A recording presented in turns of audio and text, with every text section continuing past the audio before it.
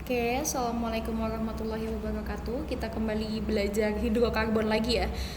Jadi masih ingat di pertemuan sebelumnya Ibu sudah jelaskan kalau hidrokarbon itu adalah senyawa yang tersusun dari C dan H. Ya, cukup C dan H, tapi dari C dan H saja ini bisa membentuk kemungkinan yang sangat banyak gitu. Kemungkinan rantai karbon yang bisa sangat panjang dan sangat banyak. Namanya juga bisa macam-macam, berbeda-beda. Nah itu jadi kita tidak bisa juga meremehkan hidrokarbon ya, karena cuma dari dua unsur saja itu bisa jadi satu bahasan sendiri hidrokarbon, meskipun hanya tersusun dari atom C dan H.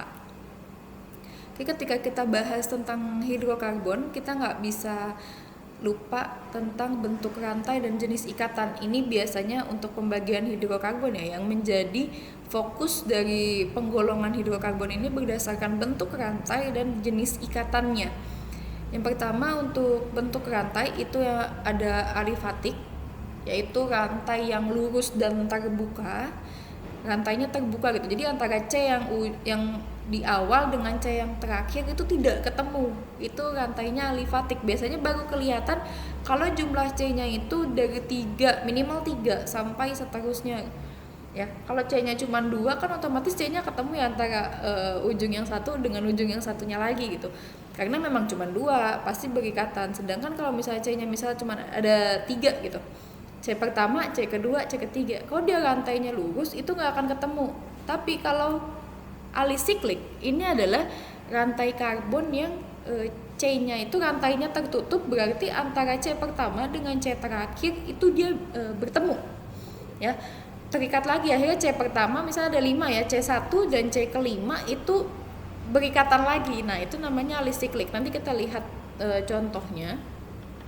Lalu yang ketiga aromatik. Aromatik ini juga rantainya tertutup, berarti C yang awal dengan C ujung itu berikatan dan memiliki aroma yang khas. Nah, tapi di kelas 11 ini kalian hanya akan mempelajari fokus di alifatik dan alisiklik kita bahas sedikit. Tapi kalau aromatik kita akan bahas di kelas 12 nanti. Lalu untuk jenis ikatan ini ada 3 juga pembagiannya, ada alkena, alkana dan alkuna. Kalau alkana semuanya jenuh ya, alkena itu ada ikatan rangkap 2-nya, alkuna ada ikatan rangkap 3-nya. Kita bisa lihat di sini metana dan etana ini kelompok alkana ya. Lihat etana ini cuma 2 nih C-nya, makanya kan belum kelihatan kalau dia lurus ya, belum kelihatan lurus dan terbuka. Ini kalau alkana semua ikatannya jenuh. Kalau alkena ada ikatan rangkap 2, alkuna ada ikatan rangkap 3. Nah, tiga-tiganya ini alkana, alkena, alkuna termasuk rantai alifatik yang lurus dan terbuka. Sedangkan yang ini nih, ini ada siklopropana, ini rantainya tertutup, masuknya alisiklik ya. Alisiklik karena rantainya tertutup nih antara C1, C2, C3. Ini kan C1 dan C3-nya bertemu. Nah, makanya rantainya adalah alisiklik. Maka namanya juga siklopropana. Lalu yang ini contoh dari senyawa aromatis yang paling sering akan digunakan ya di kimia, itu paling terkenal adalah benzena. Ini nanti sifat kimianya yang paling menonjol adalah bisa mengalami resonansi. Tapi tenang, kalian tidak belajar sekarang, nanti kalian belajar di kelas 12 apa itu resonansi. Ini ibu kenalkan aja, ini adalah contoh dari senyawa aromatis. Oke, kita lanjut. Tadi ya penggolongan hidrokarbon berdasarkan jenis ikatan sudah ibu singgung sedikit. Ada jenuh dan tak jenuh. Yang jenuh ini yang ikatannya keseluruhannya adalah ikatan tunggal, ada di kelompok alkana. Lalu ada yang tak jenuh, ini alkena dan alkuna. Kenapa tak jenuh? Karena di dalam rantai itu ada minimal 1 ikatan rangkap ya. Untuk alkena rangkap 2, alkuna rangkap 3. Itu makanya dia tidak jenuh. Sedangkan yang jenuh itu semuanya ikatannya tunggal. Oke, kita masuk ke alkana, senyawa hidrokarbon jenuh. Ikatannya tunggal, keseluruhan ikatannya tunggal. C ya, ikatan tunggal kan berarti garisnya cuma 1. Kalau tadi garisnya ada 2, berarti ada ikatan rangkap 2. Kalau garisnya 3, itu ikatan rangkap 3. Ya, rumus umum dari alkana adalah CnH2n plus 2. N-nya ini maksudnya apa? Lihat di sini. N sama dengan jumlah atom karbon. Jadi jumlahnya ini ada rumusnya nih. Ya, ini untuk memudahkan kalian ketika kalian lihat soal C-nya berapa, nanti H-nya berapa, kalian nggak perlu bikin struktur dulu kan, udah bisa langsung tentukan H-nya berapa dari sini. CnH2n plus 2. Coba kita lihat ya di tabel. Ini tabel alkana ya.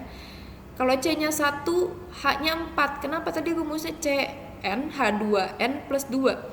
Ketika C-nya 1, berarti H-nya 2 dikali N ditambah 2. 2 dikali 1 ditambah 2 sama dengan 4. Berarti kalau C-nya 1, H-nya 4. Kita lihat coba yang C2.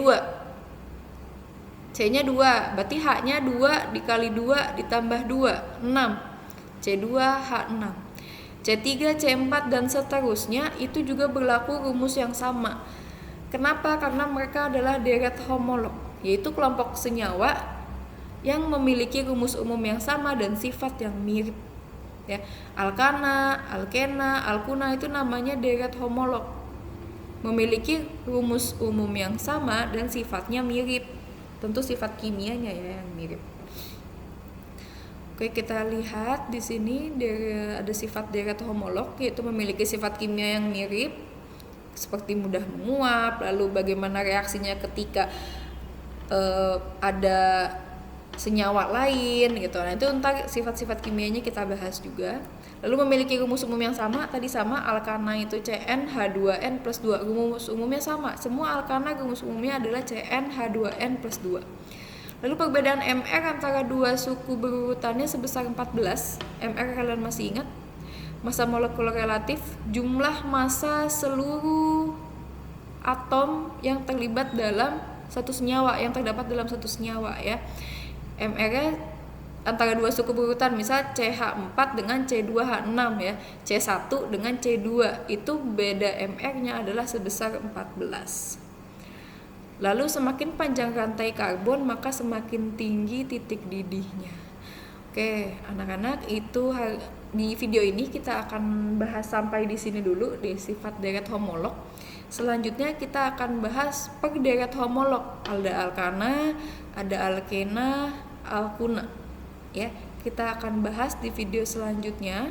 Silahkan disimak lagi nanti.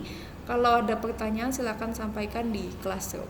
Assalamualaikum warahmatullahi wabarakatuh.